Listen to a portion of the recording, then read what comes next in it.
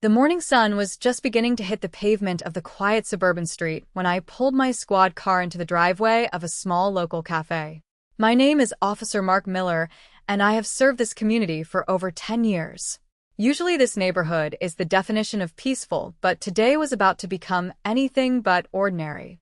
I parked my marked patrol vehicle in a designated spot and stepped inside to grab a quick coffee before my shift truly ramped up. I was only inside for 3 minutes.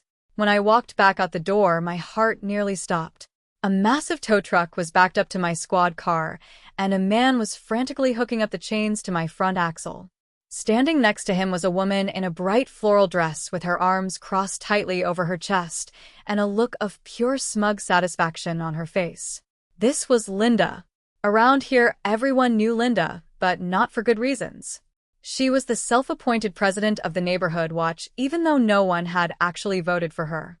I walked toward her with my hands open, trying to keep my voice calm and professional despite the absurdity of the situation. I asked her what on earth she thought she was doing. Linda did not even flinch. She pointed a manicured finger at my squad car and told me that I was violating the neighborhood aesthetic by parking a service vehicle in a residential zone. I reminded her that I was an officer of the law and that this was a marked police unit on active duty. She did not care. Linda told the tow truck driver to keep going and that she would take full responsibility for the cost. The driver looked terrified. He was a young kid, probably just trying to make a living, and he clearly did not realize he was about to tow a government vehicle. I told the driver to stop immediately and warned him that interfering with a police vehicle was a serious crime.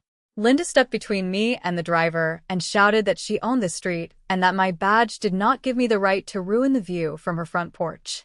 I watched in disbelief as the tow truck began to lift the front wheels of my patrol car off the ground. My radio was inside that car. My computer with sensitive police data was inside that car. My department-issued rifle was secured in the rack between the seats. This was no longer just a civil dispute over parking. This was a direct interference with police operations and a massive security breach. I reached for my secondary radio on my shoulder and called for immediate backup. I told the dispatcher that a civilian was in the process of stealing a marked squad car. Linda started laughing as if I was joking. She told me that I was just a glorified security guard and that her husband knew the mayor. I ignored her and kept my eyes on the tow truck driver. I told him one last time to drop the car, or he would be going to jail alongside her. He looked at Linda and then at me, and for a second I thought he would listen. But Linda screamed at him that she would sue his company into the ground if he did not finish the job. The kid panicked and jumped into the cab of the truck. He slammed it into gear and began to pull away with my squad car trailing behind him like a trophy. I stood there in the middle of the street watching my livelihood and my department's property disappear around the corner. Linda turned to me and smirked. She told me that maybe now I would learn some respect for the taxpayers who funded my salary. She had no idea that she had just committed a felony that would change her life forever. I did not argue with her anymore. I just waited. 2 minutes later, the sound of sirens began to wail in the distance. Not just one siren, but several. My chief of police was on his way, and he was not known for his patience with people who messed with his officers. Linda still had that smug look on her face, thinking she had won a great victory for the neighborhood. She was standing on the sidewalk like a queen overlooking her kingdom. I checked my watch and stayed silent. The first 2 backup units screeched around the corner and blocked both ends of the street. Then a black SUV pulled up right in front of Linda's house. The door opened and Chief Harrison stepped out. He was a tall man with graying hair and eyes that could pierce through steel. He looked at the empty spot where my car used to be, and then he looked at me. I gave him a brief nod. He turned his gaze toward Linda, who was suddenly looking a little less confident. The chief walked up to her and did not say a word at first. He just loomed over her until she started to stammer about parking codes and city ordinances. The chief leaned in and asked her where the vehicle was. Linda tried to act tough and said it was being impounded for a code violation. The chief let out a short, cold laugh. He told her that she did not have the authority to impound a bicycle, let alone a police cruiser. He then informed her that by ordering the removal of that car, she had just facilitated the theft of a government vehicle containing restricted weapons and classified information. Linda's face went from pale to ghostly white. She tried to say it was just a joke or a misunderstanding, but the chief was not interested in excuses. He turned to the other officers and gave the order. He told them to find that tow truck and bring it back, and then he looked Linda dead in the eyes and told her she was under arrest for grand theft auto and obstruction of justice. The sound of the handcuffs clicking shut was the loudest thing on the street. As the handcuffs tightened around Linda's wrists, she began to scream. It was a high-pitched sound of pure indignation and shock. She kept yelling that this was a mistake and that we were harassing an innocent woman. The neighbors started to come out of their houses to see what the commotion was about. People who had lived under Linda's thumb for years were now watching her get loaded into the back of a transport van. The chief did not look away. He told her that every word she said would be used against her in a court of law and suggested she stay silent for once. While the officers dealt with Linda, I climbed into the passenger seat of the chief's SUV. We had to find that tow truck before it reached the impound lot. If that car was dropped in a public lot, anyone could see the gear inside. We tracked the GPS on my squad car and saw it was moving toward the industrial district on the edge of town. The driver was moving fast. He probably thought he was doing a standard job and had no idea he was hauling a ticking legal time bomb. The chief was driving with a grim determination. He told me that he was tired of these entitled citizens thinking the law did not apply to them. He said that this would be an example for the whole city. We caught up to the tow truck about 5 miles away. We boxed him in at a red light. 2 squad cars in front and 2 behind. The chief and I jumped out with our hands on our holsters. The driver saw us in his side mirror, and I could see the color drain from his face. He put his hands up immediately through the open window. I ran to the back of the truck to check on my car. It was still there, swaying slightly on the hooks, but thank God it looked undamaged. I checked the windows and the locks. Everything was secure. The driver was sobbing now. He was barely 20 years old. He kept saying that the lady told him it was her private property and that she had the legal paperwork to move it. He said she showed him a fake badge and a signed affidavit. That was a new piece of information. Linda had not just towed the car, she had forged legal documents to do it. That moved the crime from simple theft to a whole new level of felony territory. The chief told the kid to get out of the truck. He was not going to arrest the driver yet because he wanted him to testify against Linda. We told him he was lucky he stopped when he did. We forced the driver to tow the squad car back to the station directly so our mechanics could check for any frame damage. Back at the station, the atmosphere was electric. Word had spread that a civilian had actually managed to tow a patrol car. Some of the guys were joking about it, but the chief was in no mood for humor. He went straight to the interrogation room where Linda was sitting. She had stopped screaming and was now sitting in a state of stunned silence. Her floral dress looked crumpled, and her hair was a mess. She looked like a different person than the one who had been smirking on the sidewalk an hour ago. The chief sat down across from her and laid out a stack of papers. He told her that they had found the forged documents she gave the driver. He told her that she was facing 10 to 20 years if the prosecutor decided to go for the maximum. Linda tried to play the victim card again. She said she was just trying to protect her neighborhood from the sight of police violence. The chief pointed out that there was no violence until she decided to steal a car. He asked her if she realized there was a loaded AR-15 in the locking rack of that car. He asked her what would have happened if a criminal had followed that tow truck and broken into the car while it was sitting at a light. Linda had no answer for that. She just kept shaking her head and saying she wanted her lawyer. The chief smiled and told her that her lawyer was already on the phone and that even he sounded like he did not want to touch this case. This was not just a local issue anymore. Because the car contained Federal Integrated Communication Systems, the FBI had been notified. Linda's eyes went wide when she heard the word FBI. She finally seemed to understand that her neighborhood watch authority ended at her property line. She started to cry for real this time. Not the angry tears from before, but the tears of someone who realized they had just ruined their entire life over a parking spot. The chief walked out of the room and left her there with her head on the table. He told me to start writing the longest and most detailed report of my career. He wanted every single detail of her arrogance and her threats documented.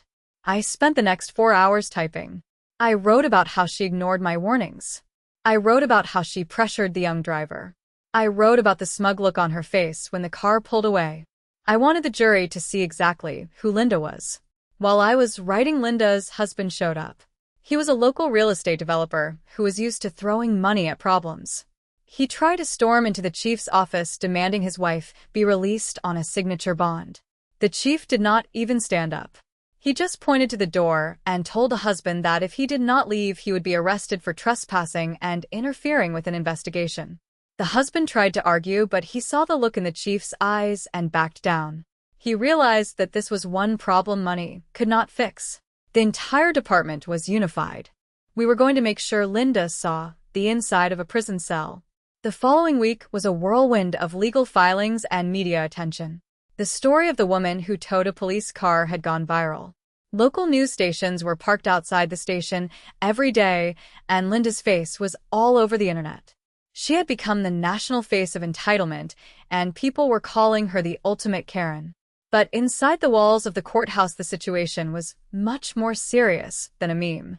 The prosecutor was a man named David Vance, and he was known for being a shark.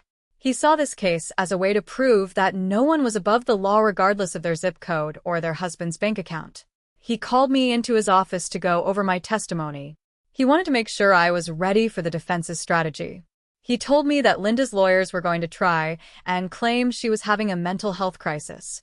They were going to say the stress of the neighborhood watch had pushed her over the edge. I told Vance that there was nothing crazy about her that day. She was calculated, and she was mean.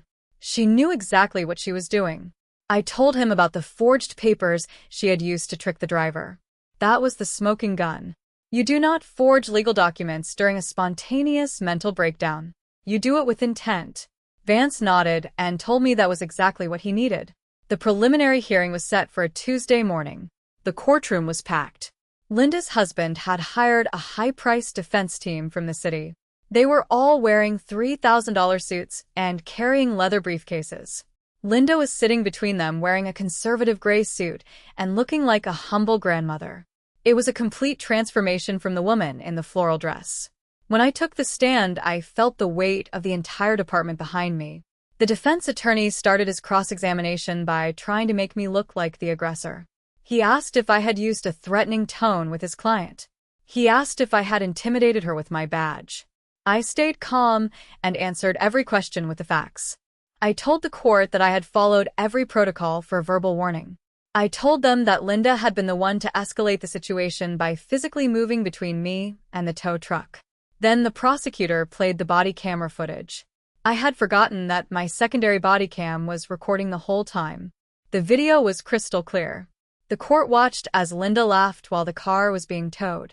They heard her say that my badge meant nothing to her. They saw the smug smile that I had described in my report. The courtroom went silent. Even her own lawyers looked down at their notes. The evidence was undeniable. The judge was a woman who had a reputation for being fair but firm. She watched the video twice and then looked at Linda. She asked the defense if they had any explanation for the forged documents. The lead attorney tried to say it was a template she had found online for neighborhood disputes. The judge did not buy it for a second. She ruled that there was more than enough evidence to proceed to trial on all counts, including grand theft auto and felony forgery. Linda's husband looked like he was about to faint. The bail was set at $500,000. Linda started to cry again, but the judge was not moved. She told Linda that she had shown a complete lack of respect for the safety of the community by allowing a police vehicle to be taken. After the hearing, I walked out into the hallway and was met by a crowd of reporters. I did not say anything and just kept walking. I was not interested in the fame. I just wanted justice. But as I was leaving, I saw the tow truck driver sitting on a bench. He looked terrified. I sat down next to him and told him that the prosecutor was dropping the charges against him in exchange for his testimony. The kid burst into tears of relief. He told me that Linda had threatened to get him fired if he did not tow the car. He said he was just a kid and did not know how to stand up to someone like her. I told him that from now on, if someone asks him to do something that feels wrong, he should just call us first. He thanked me and left. I felt good about that. We were catching the real criminal while helping a kid who had just been caught in the crossfire. But the battle was far from over. Linda's legal team was already filing motions to suppress the body cam footage. They were going to fight this every step of the way. They started a social media campaign trying to paint Linda as a victim of a police state. It was a desperate move, but it was gaining some traction with people who did not know the full story. My chief told me to stay off social media and let the lawyers handle the PR. He said that the truth always wins in the end. I hoped he was right because Linda was not going down without a fight. She was using her husband's resources to try and smear my reputation. They started looking into my past, looking for any mistake I had ever made as a cop. They found a minor traffic accident from 5 years ago and tried to claim I was a reckless driver. It was pathetic, but it was stressful. I realized that when you take on someone with that much ego and money, they do not just go away. They try to take you down with them. The trial finally began 3 months later. By this time, the public interest had reached a fever pitch. People were lining up outside the courthouse at 4 in the morning just to get a seat. The prosecution's case was rock solid. They called the tow truck driver first. He gave a heartbreaking testimony about how Linda had bullied him and showed him the forged papers. He told the jury that he felt he had no choice. Then it was my turn. I walked the jury through every second of that morning. I spoke about the danger she had put the public in by allowing a vehicle with a high-powered rifle to be taken by an unauthorized civilian. I spoke about her total lack of remorse. But the turning point came when the chief took the stand. He was the final witness for the state. He did not talk about the car or the parking spot. He talked about the oath of office and the trust between the police and the community. He said that Linda had not just stolen a car, she had stolen the community's sense of security. He looked directly at the jury and told them that if a person can steal a police car and get away with it, then no one in this city is safe. It was a powerful moment. The defense tried to bring up my past accident, but the judge shut them down immediately, saying it was irrelevant to the case at hand. When it was Linda's turn to testify, she made a massive mistake. Her lawyers advised her not to take the stand, but her ego would not let her stay silent. She insisted on telling her side of the story. She stood up there, and instead of apologizing, she doubled down. She told the jury that the police had become too powerful and that she was a hero for standing up to them. She said that she was the real victim of a neighborhood that had lost its way. She even had the nerve to say that the police car was an eyesore that lowered her property value. You could see the jury's reaction in real time. They were disgusted. Even her husband was burying his face in his hands. She had essentially confessed to the motive and the act while trying to justify it with her own vanity. The cross-examination by Vance was legendary. He dismantled her piece by piece. He asked her if she thought her property value was more important than the safety of the officers who protect her. He asked her if she thought she was the judge and jury of the neighborhood. By the time she left the stand, she was shouting and pointing fingers at the prosecutor. It was a total meltdown. The jury did not even need 2 hours to deliberate.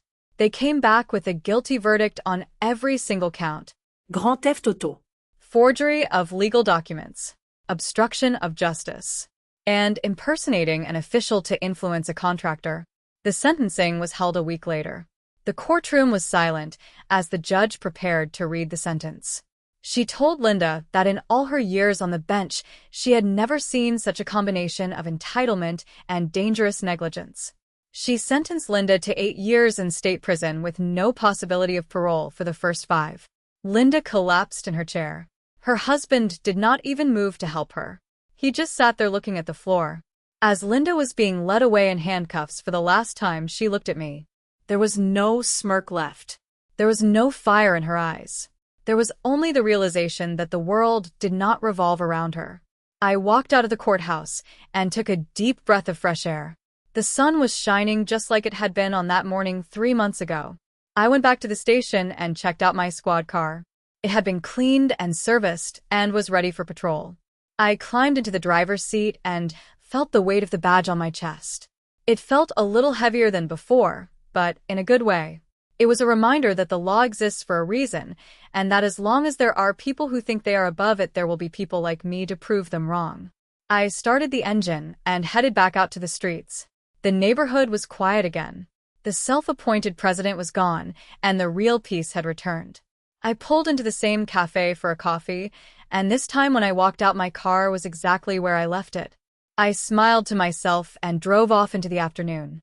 Justice had been served, and the ultimate Karen had finally learned that you cannot toe the law. The case of the stolen squad car became a legend in the department and a warning to anyone else who thought their ego was bigger than the badge. I kept my report framed on my office wall as a reminder that even the most routine morning can turn into a battle for what is right. And every time I see a tow truck in my rearview mirror, I just check my locks and keep driving, knowing that the truth is always the strongest force on the road.